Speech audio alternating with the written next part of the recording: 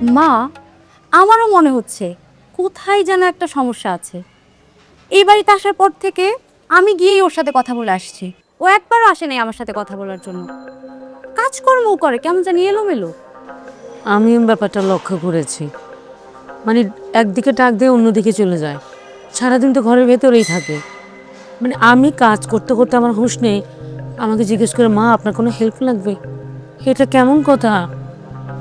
মানে ওই একবারই তো কিচেনে এসেছে, আর আসেনি সারাদিন। নতুন বউ, কিছু তো বলাও যাবে না। আচ্ছা মা, তানভীর কিছু বলে না? আমি যে মা ঘরে আছি সেটাই তো আমার ছেলে ভুলে গেছে, আমি চেহারাই দেখি না ওর সারাদিনে। এখন তো শুরু মা, দেখো আস্তে আস্তে কি হয় আল্লাহই জানে। আচ্ছা মা, আমি একটা পরীক্ষা করে দেখতে চাই। কি পরীক্ষা? করব, তুমি আবার তানভীরকে এসব বলতে যেও না।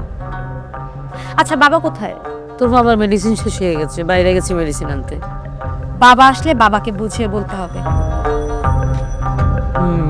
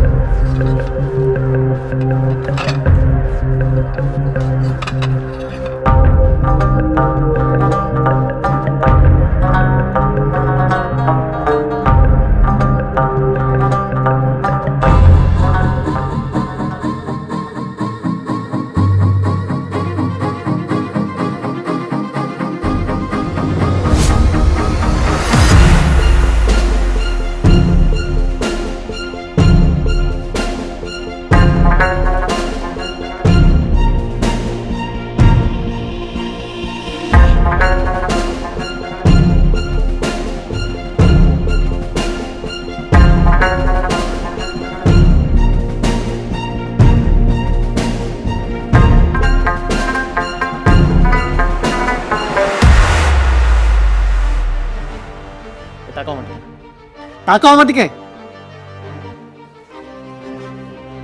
তাকাও। কি হয়েছে বলো, কাহিনীটা আমারে বুঝাই বলো। কি হইতো আমার জাস্ট একটা সত্য কথা বললে কি ক্ষতি হইতো? বিয়ের প্রথম দিন অন্তত আমারে বলতে পারতা। বাবা মাকে বলতে পারো না, it's okay. Sorry. Sorry sorry দিয়ে সব সমাধান হয়ে যাবে? সব সমাধান হয়ে যাবে না? আমার সাথে কেন করবো এটা শায়লা? সরি দিয়ে আমি কি করবো? আমার সাথে প্রতারণা করলা কেন তুমি? তোমার বাবা মা শুদ্ধ, তুমি সবাই করো।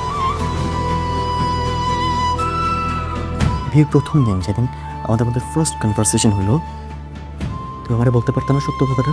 বা বিয়ের আগে যদি আমারে বলতাম, আমি তো তোমার এমনি ভালোবাসতাম। আর তোমার বলি নাই যে আমি সব সহ্য করতে পারি, বাট এই মিথ্যা সহ্য করতে পারি না আমি। এই তাকাও আমার দিকে, তাকাও। তাকাই তো লাভ নাই, তুমি তো চোখে দেখতে পাও না।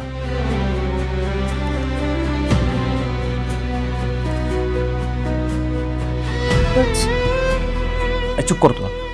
তুমি যে কাজটা করছো, দিনের পর দিন আমার ইমোশন নিয়ে খেলছো, বুঝছো? আমার ইমোশন নিয়ে খেলছো তুমি। শায়লা আমি তোমারে ভালোবাসছিলাম, জাস্ট একটু লয়ালিটি চাইছি, একটু পিওরিটি চাইছি, আর কিচ্ছু চাইনি তোমার কাছে। ভালো নাই তুমি আমার সাথে, আমার সাথে গেম খেলছো তুমি। আমি হেরে গেছি, তুমি জিতছো, আমি হেরে গেছি। লুজার্স।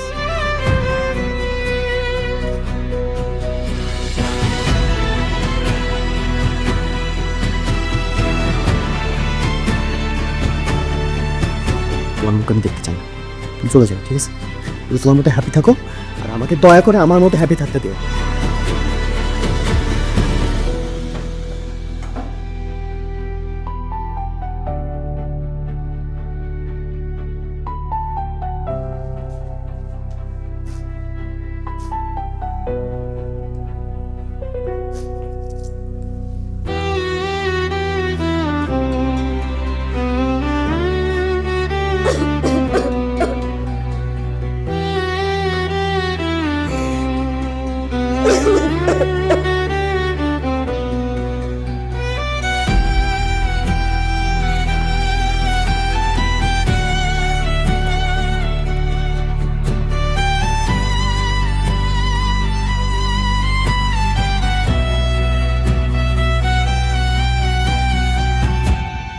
এই শাইলার মা, শাইলার মা, কি হয়েছে? আরে দেখো কে এসেছে, আমাদের শাইলা এসেছে। এসো এসো এসো। মা, তাই নাকি? কি রে মা, একা আসবে তুই? জামাই আসলো না যে, তুই একা কেন? কোনো সমস্যা? কি রে, কি হয়েছে মা? এভাবে চুপ করে বসে আছিস, কি হয়েছে খুলে বল। কি হয়েছে বুঝতে পারছো না? তোমার মেয়ের অভিনয় ধরা পড়ে গেছে। আমি কি অভিনেত্রী যে সারা জীবন অভিনয় করে সংসার চালাবো? মাগো, তুই চিন্তা করিস না মা, তোর শ্বশুর শাশুড়ির সাথে আমরা কথা বলবো, তাদেরকে আমরা বুঝিয়ে বলবো মা, আমাদের অসহায়ত্বের কথা তাদের কাছে আমরা তুলে ধরবো। কোন মুখে, কোন মুখে বলবা বাবা? সেই মুখ তোমার নাই। আমি তো কোনোদিন তোমাদের অসম্মান করিনি। আমার জন্য তো কারো থেকে তোমাদের দুইটা কথা শুনতে হয়নি। আমার জন্য তো কেউ তোমাদের কোনোদিন অপমান করেনি। তবে মিথ্যার আশ্রয় নিয়ে কেন আমাকে বিয়ে দিছো তোমরা? আজকে তোমাদের জন্য কেন আমাকে অসম্মানিত হতে হয়েছে? মাগো, মা, একটা সুন্দরী মেয়ে, আদরের মেয়ে, শুধু চোখে চশমা পরার কারণে ভালো করে বিয়ে দিতে পারে না, তখন সেই বাবা ভাই বুঝে এই কষ্টটা কত করে।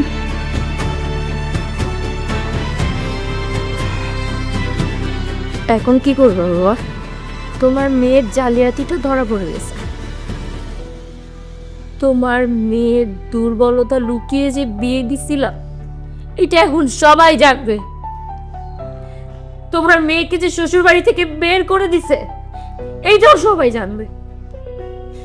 এখন তোমাদের সম্মান কোথায় যাবে? হ্যাঁ, শোন না মা, তুই কোনো চিন্তা করিস না, আমরা আছি তো। আসলে আমরা নিরুপায় হয়ে এই কাজটা করেছি। ভালো হয়েছে। আমার সাথে যা হয়েছে একদম ঠিক হয়েছে। ছোটবেলা থেকে তোমাদের মুখে আমি শুনতে শুনতে আমার এটা বিশ্বাসই হয়ে গেছে যে আমি অন্ধ না হয়েও জন্মান্ধ। আমার সাথে দুইটা প্রপার্টি ছিল, তুই এটা ডিজার্ভ করি, আমি এটা ডিজার্ভ করি। মানুষ, আমার কারো প্রতি কোনো অভিযোগ নেই, কারো প্রতি না।